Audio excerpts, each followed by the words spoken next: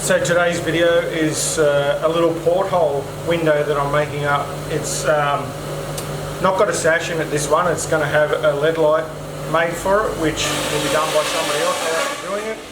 So I'm just making the frame up. I'll supply the glazing bead with it for the lead light to go in, and then I've got to make a complete architrave for it, both to fit both sides. So it'll leave here with the architrave fitted completely to one side, and then on the other side it'll probably be, I haven't decided yet, it might be in two pieces or it might be in four, depending on how easy it is for me to run it.